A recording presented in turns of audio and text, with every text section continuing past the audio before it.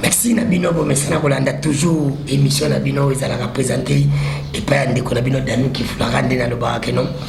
TV ezonge lengi bosa kuni massivement na Danou TV bokozo aba politicien bokozo makambo ya ebele ya mboka parce que différence où ils allaient entre biso na bango baleki biso na biloko mibale baleki biso na mulai pe baleki biso na buzoba yango na soki mutalobe alekio ndeko kubanga kate parce que akoleka na mulai pe akoleka na buzoba o bango basalaka biso to salaka yango te lelo tozali awa na parti politique UFF toye na bigo na bango te kokutana secrétaire général na bango otobengi maître Junior ba kokele oyo azali pe mutu ya union sacrée toye kozwa point de vue na par rapport ya bureau définitif ya assemblée nationale ou élection et salamaki mokolo oyo uti koleka point de vue na ye par rapport ya ba oyo babimi ba oyo bazongi be ba oyo bakomi lelo ba membre ya bureau définitif ezali boni point de vue à parti politique na bango ezali pe boni parce que bazali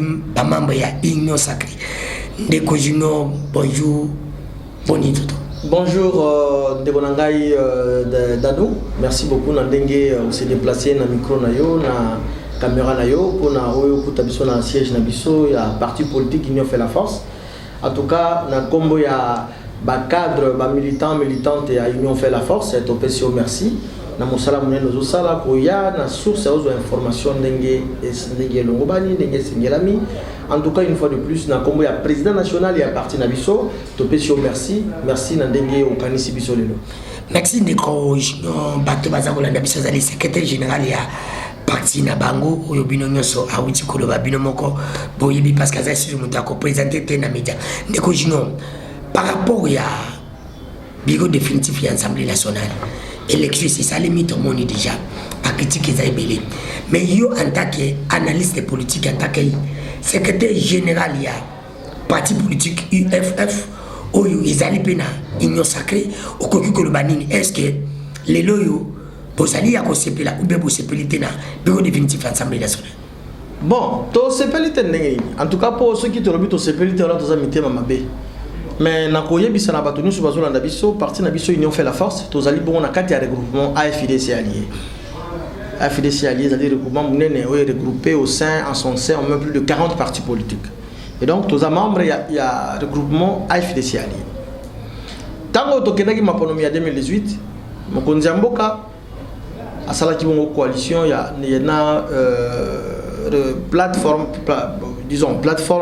électorale disons le FCC et salamaki pour la raison de l'élection de la même manière que CAJ tout comme aussi la Mouka tant que tokeyi maponomi sili et bongaki ko mettre en place bureau définitif de l'Assemblée nationale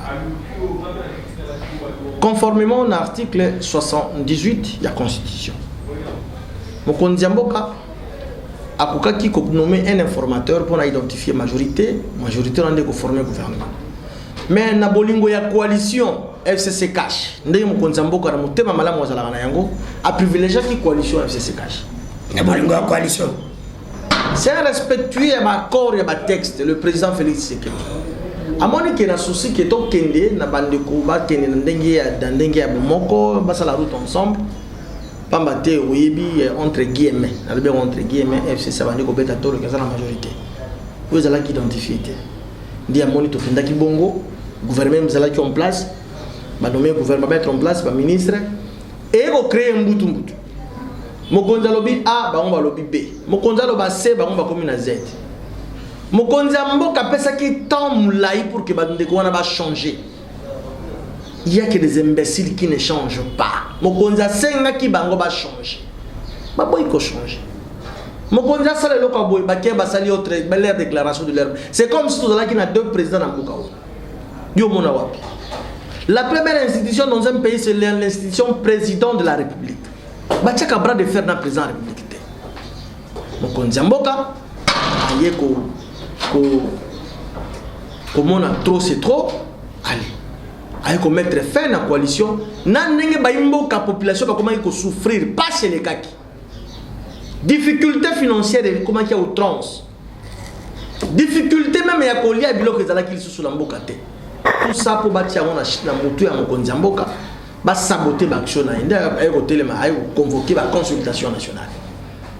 Consultation nationale, il a un point de vue dans le en tout cas. Tolingi, tout le monde la coalition FCC cache les sous-soutés et appartenu dans le passé. Ndio mona kinde ko ngai konzamboka e ko pesa ba conclusion ya ba recommandation d'abord à rendre public pa ko pesa la conclusion que non à mettre fin la coalition FCC cache. Ndetindaki ki a selon conformément à la constitution a nommé un informateur sénateur Modeste Bahati ou a sali mosala kitoko ba ko identifier majorité na parlement ti to ko comme na élection à bureau définitif. Bureau définitif c'est-à-dire ticket gagnant il y a union sacrée de la nation. Alors, on a précisé le Komoko. Union sacrée de la nation, ils allaient parti politique, mais encore un regroupement politique. Ils allaient une coalition pour la bonne gouvernance. Mon Kondiambo Kabengi va Congolais Nyonso, toutes catégories confondues. To Sangana, to Tombolamboka. Yango Moni va parti au PPRD, va soutenir l'union sacrée, Boto va partir belé de gauche à droite. Nde Yango Moni, ticket gagnant l'union sacrée et Missi bureau définitif. Mboso, Azali président. Tina muto asuka mendeko jinga bakoki le lobby bien que non ndeko est-ce que kolia mbuma be kolia soupe kokoma na pouvoir yango komi ko le bara makambo ba lubi ndeko Félix respecter ba compte yo muto le ba lobby que non président ça ko respecter ba corps et ça libala na ndeko Kamere yo mondi le suite lelo ndeko Kamere longoli directeur cabinet ndeko Kabila libala pe kufi ebele bana kana mi bale bino boye na FDC na bino na parti politique nous avons le balelo parce que vous avez pouvoir le kaza ko respecter bako okoya ko le bateke no accord bino pe comme blocage na parce que bande ko lelo basoko le batelo ba bosolo ba lobby que entre bino moko na bureau assemblée mbutu zala ki parce que mokonzi mboka abimisa ki parti ça c'est à la vice président mais lelo jamais kabunda zongi susu nini ya bosana ki na assemblée oya yeko zali susu kaka na konani na bino na union sacrée na bino. Bon, aujourd'hui, moi, je vais oui, parce que yo recadrer, répondre un peu d'une manière un peu claire. Au lobby, mon konzambo kazar a respecté la corte. Yo mona wa puni place et pas mon konzambo a respecté la corte. Paimbo kabalobi. Tikana répondre yo tuna ya yo bien ya ngai otangi makambo wa Kamere. C'est que le président Kamere est des côtés zombie na PCM moto. Makambo wa sala yo mona ki ngozaki malam. Donc yo nous allons contre le peuple congolais. Le peuple congolais va souffrir. Il semblerait, tout le monde qui procède, qu'il y a eu détournement. Il y a plus de 56 millions de dollars. Il semblerait payer de Timana. Si quand la santé publique, la Covid. Allons-y, Kondiamboka a jamais violé l'accord. Et c'est là qui, conformément à Mibeko Yamboka, ndenge de Vital Kamere a se comporté qui, Yango Monique, Azala qui rattrapé, frappé par la loi. Donc on en a qui est 20 ans, on a qui a appel. Tous les degrés d'appel les 15. Les 15, ok. Mais tout tient mon konzamboka na kati ya makambo wana te.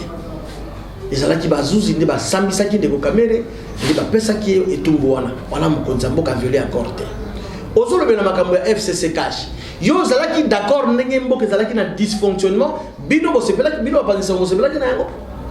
Congolais zala ki po ali atamo eloko c'est tout un problème. Congolais ko baki muto asoni ndeko na ngai. Tout ça à cause ya bolingo moko s'il te plaît. Comment na ndenge bino union sacrée na bino ezali lelo ba tu peux placer la que non solution ko ya na union sacrée na bino. Totali na assemblée la compétition ba je na ye disi bino to zala ka pena yo na bitando misusu. Na ye bisaka yo chaque fois dans nous. Ozali mo pa sangomene na mboka oyo. Mokonzamboka a un souci à développer RDC. À développer RDC dans la personne nouvelle. Les abattoirs à mité mamabé à Kalawana te. Mais bangaina yonde to kosuna Mokonzamboka pour que Mboka oye tombo amande kunangai. C'est ça Félix dans la poste que Congolais azonga moto. Azlongwanike to zalaki na ba idée à Kalawana o de Kabila Lubaka la plus grosse erreur à sala na vie naie à koka ko changer homme congolais. Félix c'est un souci que Congolais zonga mutu pour que bisonnions sont conscients c'est ça la que mboka oza ya biso tous la tête ba étranger ba ya kubongisi la biso mboka ndeke to sangana to sala makambo mala ko ba kokele to tika kolo bangana mituna na lobi to zonga na loko na biso mama likambo to ya assemblée nationale o lobi ke ndeko Félix azana besoin asala batu ya sika mais batango ya sika mboso kodi aza mutasika te jama kabunda za su mutasika te oyo su collègue chomba aza mutasika te mais tike na bino bitike ganya na bino mozongi tika ka batu ya kala babosa na kinini mayo ba ekozwa Naïbisakio. Pour Bazaki Sika, Bosani. Nakotanga un icône africain, je crois que ça doit être le fait Félix Houphouët-Boigny, l'ancien président ivoirien. Il y a que des imbéciles qui ne changent pas. Mon oignon soit changé. Ce que ça qui m'a bé, il faut se repentir pour que ça malade. Mon konziamboka a capé qui chance la Congolais nyonso boyato sanganana na union sacrée. D'abord na consultation, mais également na union sacrée. Union sacrée même un de quoi perdre. Bazo qui m'a invitation. Ndambo baye, ndambo batikani. Yango moni rôle ya mokonzamboka zali ko sangisa. C'est un rassemblé, c'est ce que le président Félix est en train de faire mon frère. Totika ba amalgame, totika koloba. Ce sont des Congolais. Vous avez voulu que baka ndozo ba Ougandais ba Rwandais ba ko zana perchoir wana. Ce sont des Congolais députés. Rapport ya bureau yo moni définitif.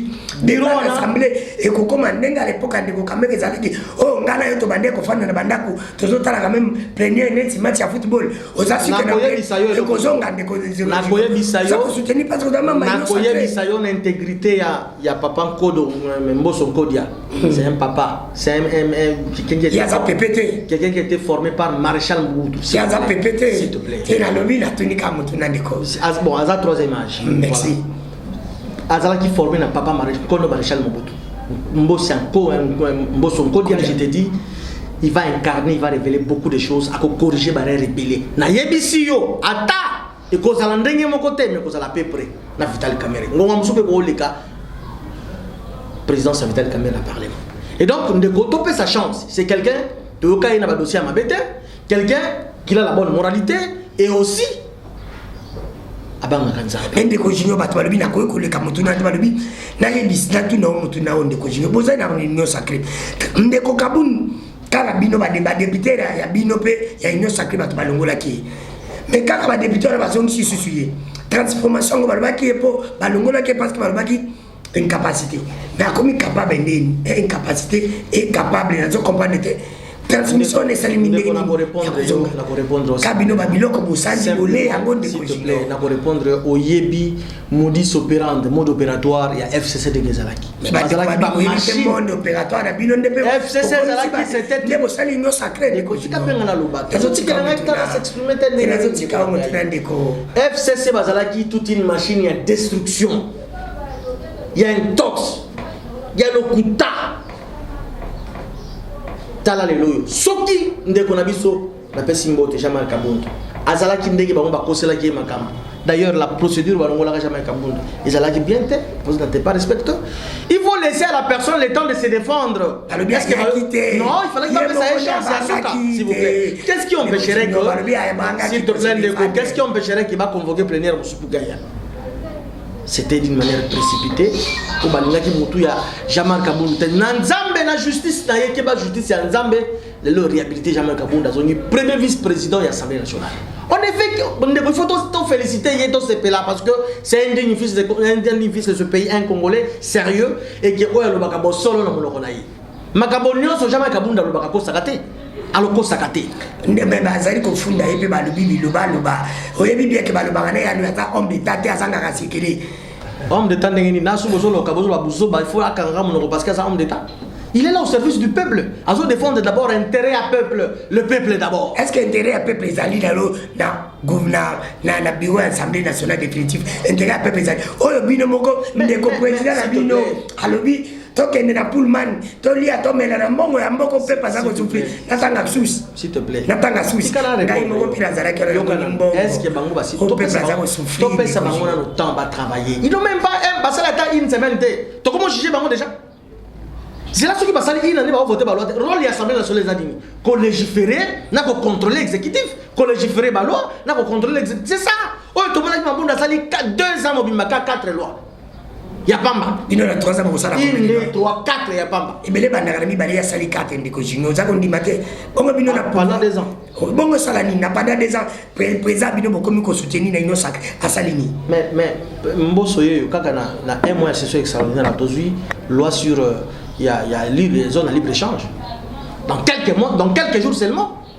S'il te plaît, mon Konziamboka dans les tout prochains jours. Mon Konziamboka dans les tout prochains jours, il va promulguer cette loi. Oh, il y a bloqué Magunda, bloqué depuis 2019, sauf que 2018, ce 2019, la tiroir. ndeko wana papa wana mboso akoti kaka quelques jours seulement. Oh il fait dans un mois seulement sali 15 millions. Yo moni 15 millions. Oh non, la sali 12 millions. Qui ben non ndeko yebi 12 millions 5. Balobaki ezalaki enveloppe pe ko futa ba personnel na ba député la session extraordinaire. Totika koko so ba biso ba congolais. Bino ba journaliste. Bino ba journaliste vous avez l'obligation ya ko information na source. Totika ba spéculation, vous allez journaliste et investigation mon frère. Il faut nous voir. Yo yebi angote. Bozo lelo bozo pétition contre ndeko Alexis Tamumama 3 millions mais il y a 12 millions. Pétition on peut habiter 3 millions à lelo ou bien les carreaux depuis Carmé ko bimaka lelo. Non, il y a pas là il y a pas une comparaison là-dessus. Assemblée nationale elle a 500 membres. Le Sénat a 108. OK? Ça c'est de 1. De 2. Tamumama bato ba matsaki na ibonga wana comme président du Sénat ba boyi ba retirer confiance mon frère. Yango moni na lobaka à chaque fois il faut savoir quitter la table quand elle est desservie. Dans le monde que ma belle ça déjà biloko ça la mesa te tellement kende. J'entends parler au moment où nous parlons azako résister kaka boyiko ko démissionner. Ba membre belé à bureau ba démissionner.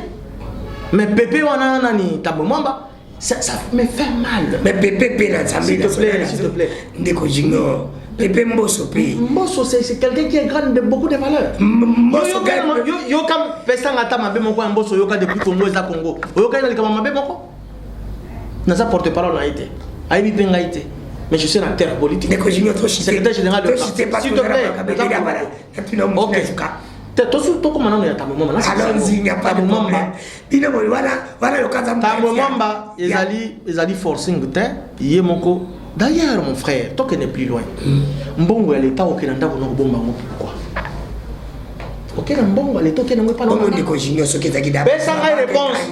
Itu na za yobi na soki ba banque kangami ndeko Junior sala nini? Bongo si banque kangami bongo ko frère fort ya question. Mais soki kuna mbongo tondi ebele ndeko Junior. Comment bino bolingi komonisa kaka mabe pa ya baninga? On est comme ba blague. Mbongo tondi ebele. Ndé on est place à sécurité dans ndako na. Bosko na ndako na soka twa kotela ki ko ime mbongo. Ngalo bani. Totika koluka ba fofu ya mon frère. Il a été des tentatives, il y a détournement, il y a déjà infraction, bah il va immunité naïe, ah qu'il y a des samba devant ma souci, ce qui a colonga, alors qu'ils sont pas condamnés. Le tentative il y a détournement, il y a mon ami Beko tentative à détournement, vous avez combien de temps en prison au bureau de ça dépendra maintenant, il y a appréciation, il y a juge, on condamné 5 ans, on condamné 3 ans, même peu au-delà. Ndeko Junior bakokele to komo kende na masuka mende kombe fana ko ko sisana ote sana tuno mutuna andiko bari komona ensemble pe bureau définitif ya Assemblée nationale komona gouvernement zali ko ya nyosa kitu satande na msene loka malongati parce que kabilonga karabanga bozonga c'est pour que la gouvernement pe bato abi to kima mbula to kobata manibali non on ezali bato mitema mabe abenga on ba bichikiliste mitema mabe bato bazala toujours kana makambo simba te papa le gouvernement ça union sacrée et botamina noté. Bon, c'est là que je juge sur base de l'acte. Mais action sur le terrain. Pas mon inda kobotongi côté Moreza ya côté ngama. Mais quand même ingénieur wana akotonganda comme monsieur. Mais on s'appelle côté côté ngama non deko. Non, moi je pense que la personne du président Félix est différente de la personne Joseph Kabila. Le prochain premier ministre est la différent na Pépé Lungaï Lunkamba. Totika ba spéculation, topé sa chance beaucoup à soit na gouvernement union sacrée de la nation. Ce qui est totalité en 2023, bah ça les moussalate. Donc on y a pas kolobela. Kaka bandi attaque même le premier ministre te dit comment on a été.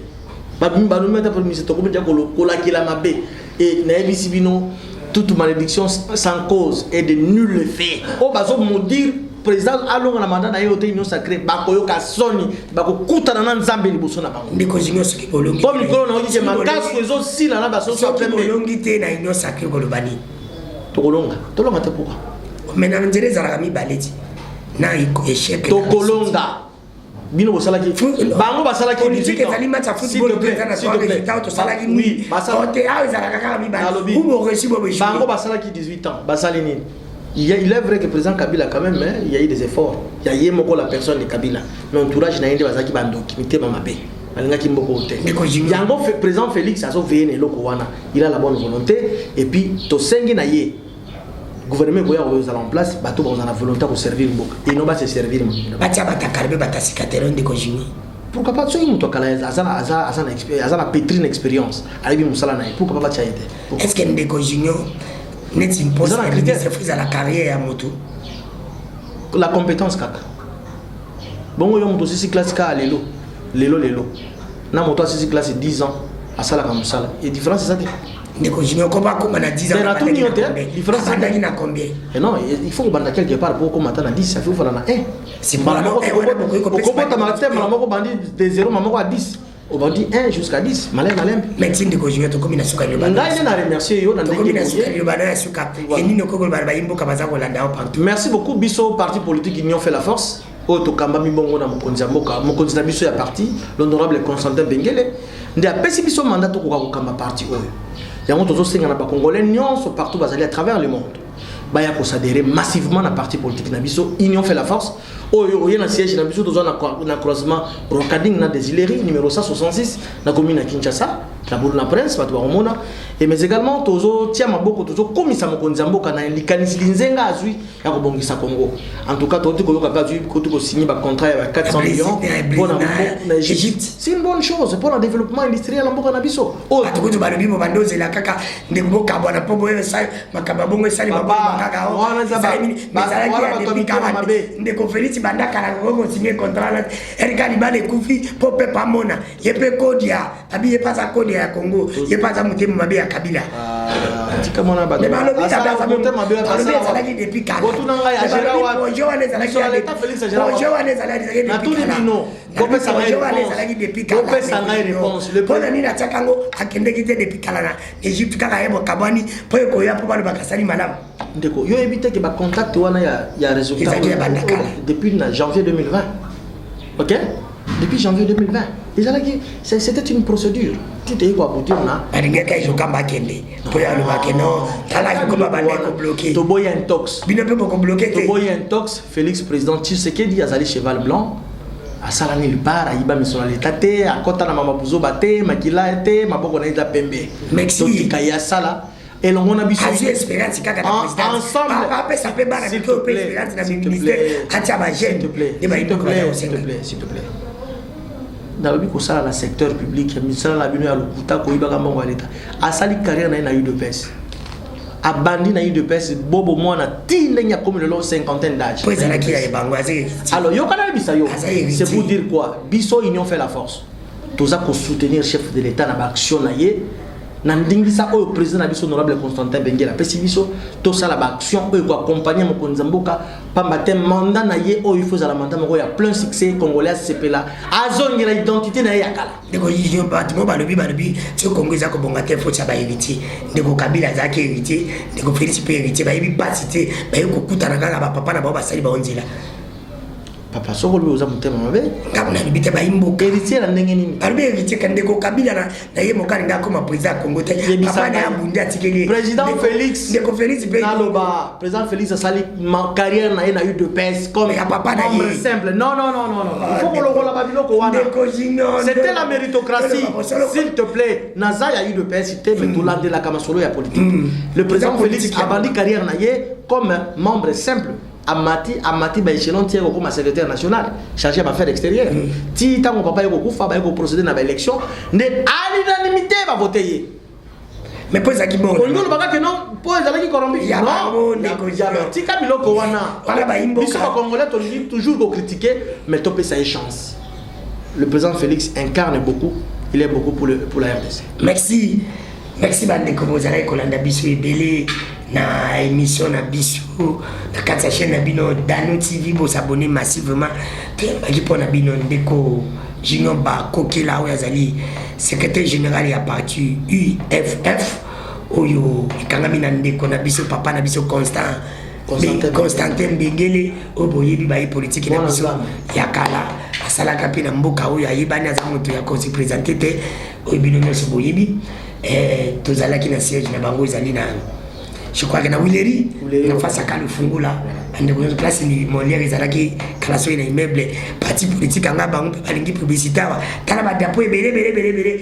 eza komona na so oleki kaka otali yango badapo ebele ezali na publicité makasi balinga marketing ezali place ya kobosana te soki maloba ndeko junior alobi ya blessé yo bolimbisa le travail qui a été fait par l'homme a été toujours 8 ou 9% sur 10 soki ngai mpe ndeko dano natunaki mituna mpe bolimbisa parce que naza be moto nakosala te obino moza kokante me nakosala mwa ndambo nga na yebi ye mpe akoloba te obino moza kokante akolobaka oyo eza na motema na ye boteni ye rige te soki ezali lopasi mpengi biso tokoya mpe kozwa yo soki yesu abomi kongo te mpona masumu eza koleka na mboko tokutana na yo pozolanda biso bai à la prochaine. Merci.